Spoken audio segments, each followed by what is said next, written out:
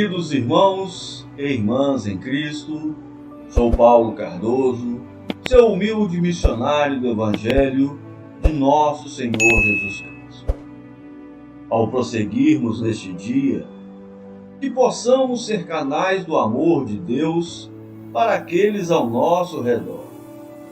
Que nossas palavras e ações sejam guiadas pelo exemplo de Cristo, demonstrando compaixão, perdão e bondade.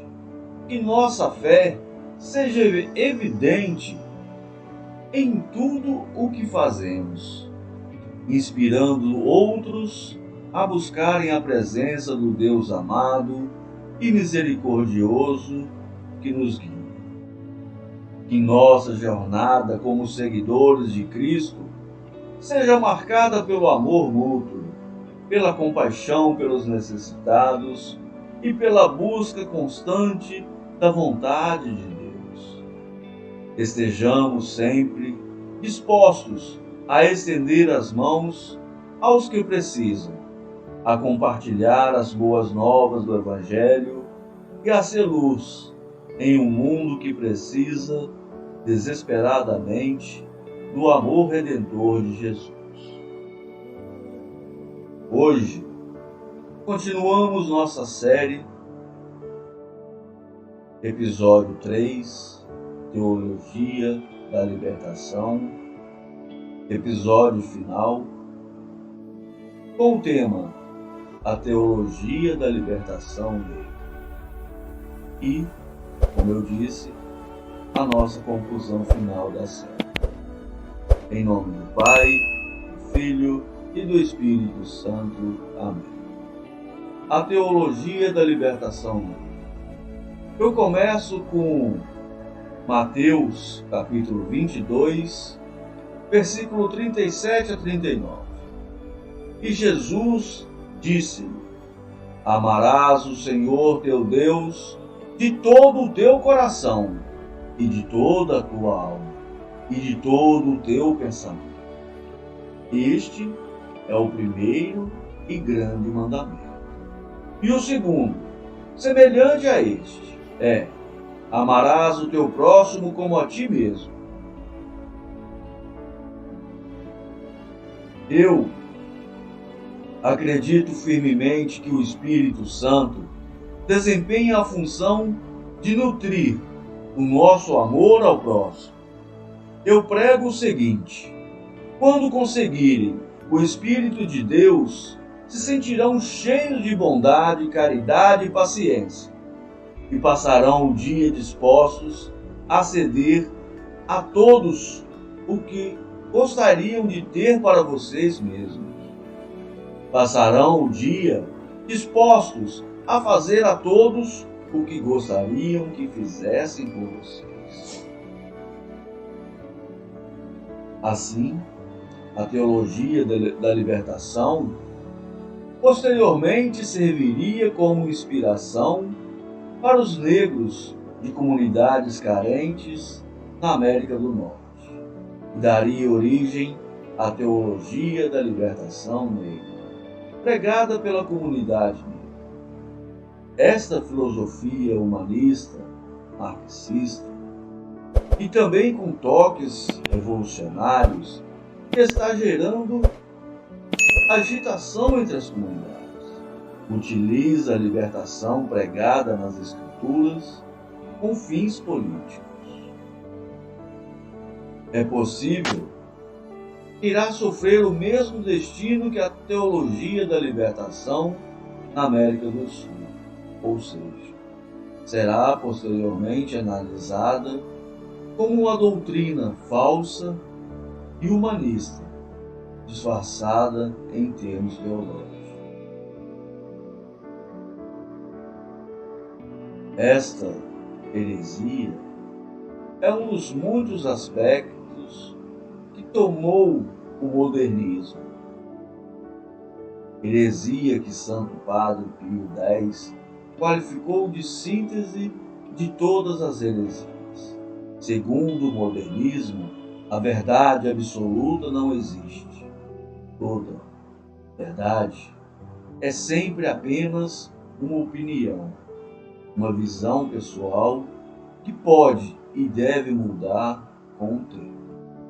Assim, para o modernista, a doutrina da Igreja ensinada por nosso Senhor Jesus Cristo pode e deve ser substituída por algo mais moderno.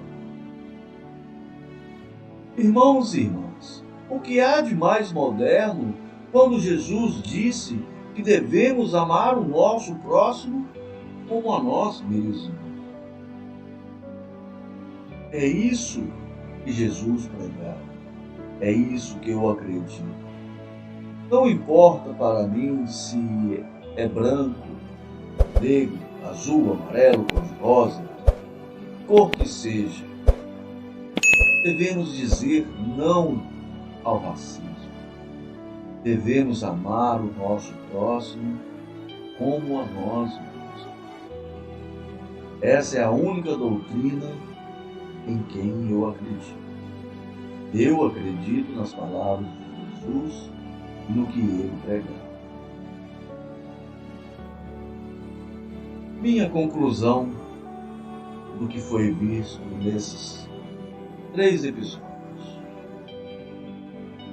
Em conclusão, o que é a teologia da libertação, senão uma doutrina herética que utiliza acontecimentos bíblicos registrados, retirados do contexto das Escrituras. Usa-os como justificativas para lutas sociais. Basear as lutas sociais nas Escrituras faz com que seja um ato político com fundamentos religiosos, o que é um dos grandes perigos da teologia da libertação. Seu caráter nocivo também se deve à utilização de uma leitura da Bíblia que não foi proposta para ser feita dessa forma. Tirar do contexto fatos bíblicos para aplicá-los no engajamento de causas atualmente chamadas igualitárias pode levar a mais ódio e ramificações do que consenso e paz entre os cristãos e entre aqueles que não seguidores da palavra de Deus. Sabemos, porque a Igreja o ensina, que é pela ação sobrenatural de Deus, pela graça de Deus, que podemos evitar o pecado e alcançar a santidade. Sabemos, porque a Igreja ensina que o nosso objetivo maior é sermos santos.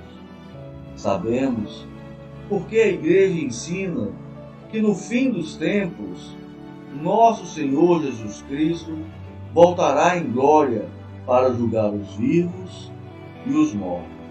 E então, só então, haverá um paraíso na terra. Assim, a teologia da libertação considera que o que realmente importa é pregar entre os pobres a revolta contra os ricos, com o fim de estabelecer uma sociedade igualitária. Para a teologia da libertação, a hierarquia eclesiástica é, na verdade, um roubo do poder que pertenceria ao povo, feito pelos bispos e padres. Quando Jesus disse a Pedro: Pedro, tu és pedra, e sobre essa pedra edificarei a minha igreja. Então, irmãos e irmãs, não há roubo nessas palavras de Jesus. Para a teologia da libertação, a doutrina da Igreja não interessa, assim como não interessa o céu.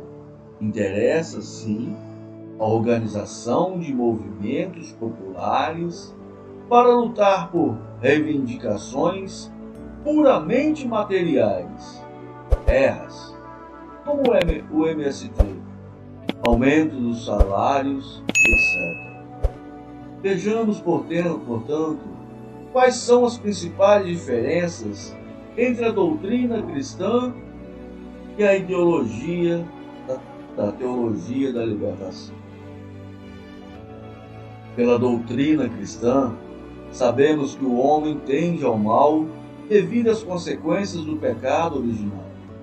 É mais fácil fazer o mal que o bem, e assim os vícios devem ser combatidos e as virtudes incentivadas.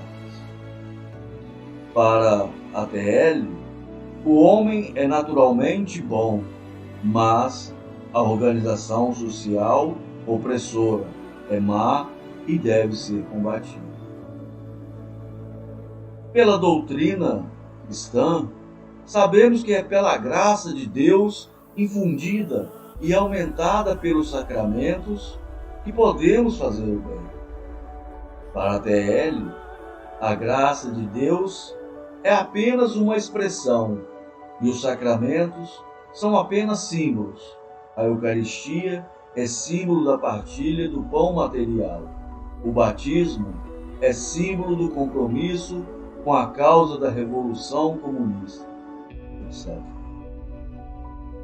Pela doutrina cristã, sabemos que somos chamados à santidade, ou seja, à libertação do pecado, e que só gozaremos em plenitude no céu após a nossa morte e na terra após a nossa ressurreição. Para a TL, a libertação significa a obtenção de condições materiais adequadas na terra através de reivindicações políticas, terra, casa própria, sistemas sanitários, etc. Pela doutrina cristã, sabemos que a propriedade particular é uma coisa boa e querida por Deus.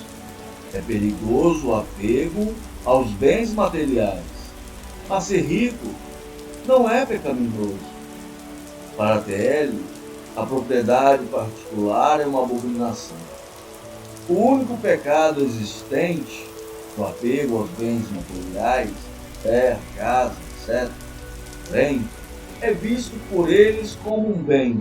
O objetivo do homem para eles é justamente lutar por bens materiais. Pela doutrina cristã, sabemos que a hierarquia da Igreja é instituída e mantida por Deus.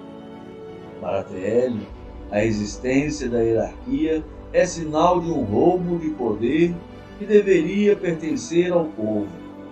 É por isso que nas dioceses, ainda em poder da TL, não são incentivadas as vocações sacerdotais e as paróquias são substituídas por comunidades dirigidas por leigos. Pela doutrina cristã, sabemos que é essencial conhecer e seguir a verdade para podermos chegar à santidade. Para a TL, qualquer pessoa que lute contra a opressão, ou seja, que participe da subversão comunista, é um modelo a ser seguido, ao passo que, por exemplo, um santo que tenha se dedicado apenas à oração é um exemplo do que deve ser evitado.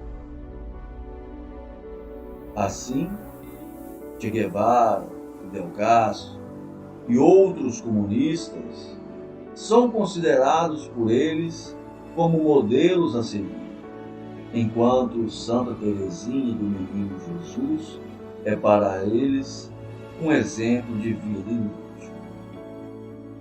Pela doutrina cristã, sabemos que a oração é de suma importância à alma, o ser imortal.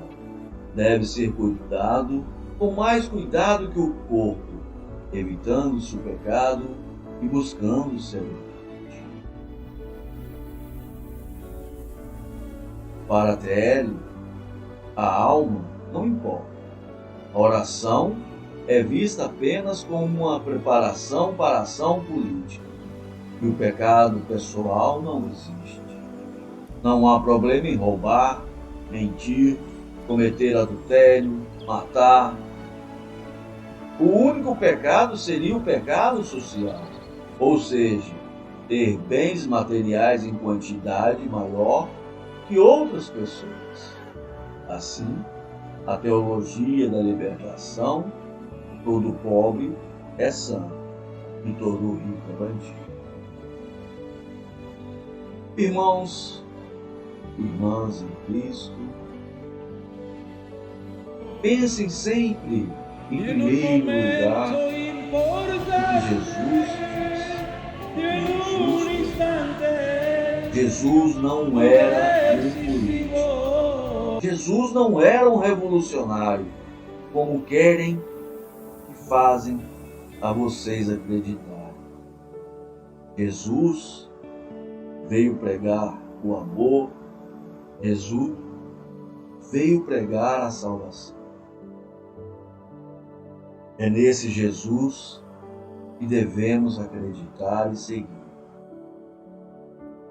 Abram os olhos de vocês para o que está ao vosso redor. Irmãos e irmãs em Cristo, agradeço a todos por me acompanharem nessa série. Que o nosso Deus amado e misericordioso abençoe a todos vocês. Amém.